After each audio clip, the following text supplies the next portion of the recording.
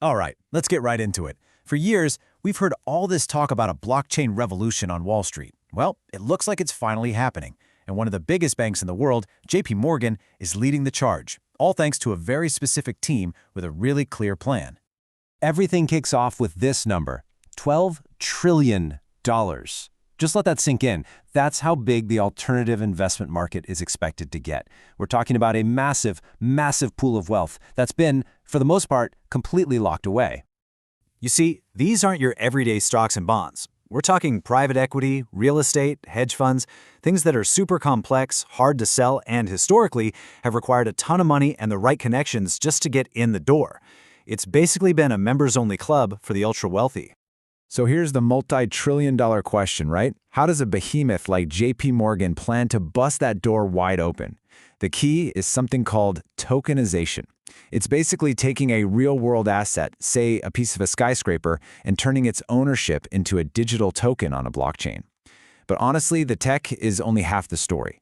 The real secret sauce? It's the people they brought together to make it happen. They literally built a dream team to lead this whole digital revolution. And their work all led up to a huge win, a successful pilot project back in October 2025.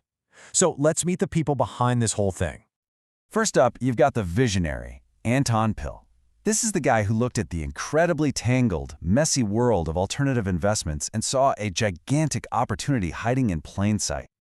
And get this, Pil isn't just some finance guy. He's got a PhD from MIT. He's the brains behind the whole operation, the one providing the why. His entire goal, in his own words, is about simplifying the ecosystem, making these super complex investments way easier for clients to get into. Okay, so if Pil is the why, our next player, Umar Farooq, is the how. He's the architect, the guy who actually built the powerful engine to make this revolution run.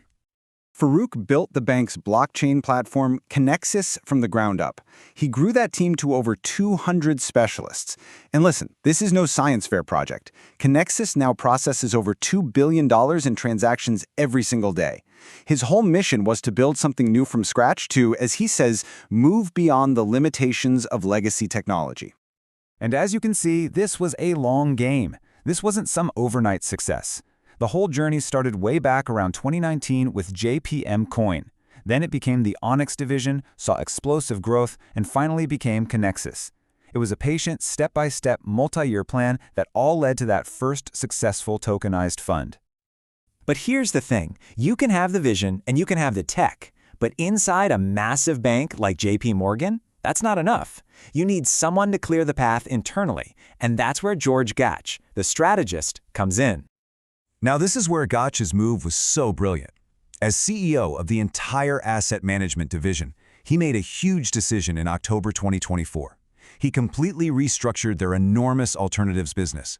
And by doing that, he carved out a dedicated unit just for Anton Pil's team, giving them the runway and the resources to go all in on this vision without any distractions. And finally, you've got the commander, the one person whose support gives this whole project its ultimate stamp of approval. The chairman and CEO himself, Jamie Dimon. And what a journey it's been for him. I mean, Dimon was famous for being one of crypto's biggest doubters, even calling Bitcoin a fraud. But look at the shift. He's made it crystal clear he sees a huge difference between speculative crypto coins and the actual blockchain technology underneath.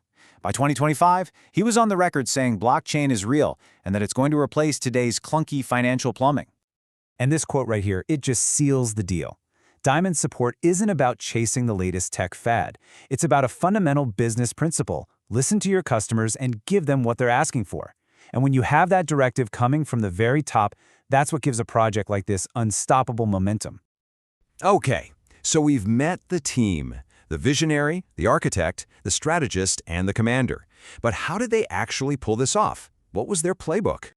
Well, this was it. A clear 5-step blueprint that shows just how patient they were.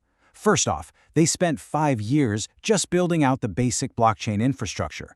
Then they developed and scaled up the platform we now know as Kinexys. Third came that critical internal shakeup from George Gatch. And only after all that prep work was done did they move to step 4, executing that successful pilot. And now, the final step is the full-scale launch. Just methodical, patient, and incredibly strategic. So why should you care about this Wall Street playbook? Well, because the potential here is enormous. Remember that exclusive members-only club? Tokenization could tear down the walls. It means you could buy a tiny piece, a fraction, of an office building or a stake in a private company, assets that were once totally out of reach. It could mean trading these things 24/7 with instant settlement, which would slash the costs and the mountains of paperwork that have kept this market so slow for so long. And let's be clear, JPMorgan is bringing some serious firepower to this game. We're talking about a bank that already moves $10 trillion a day. They have a 5-year head start in R&D and a dedicated team of over 200 blockchain experts. That's a massive, massive advantage. But of course, it's not a slam dunk. Not yet. There are still huge hurdles. Can the technology really handle everything? Will clients in the market actually get on board? And the big one, what are regulators going to say about all this? These are all major, unanswered questions. Which all leaves us with the ultimate question. Are we witnessing the moment that traditional finance finally, truly goes digital? Is this the beginning of a whole new era, or is it just another one of Wall Street's shiny, expensive experiments that'll eventually fizzle out? I guess we're all about to find out.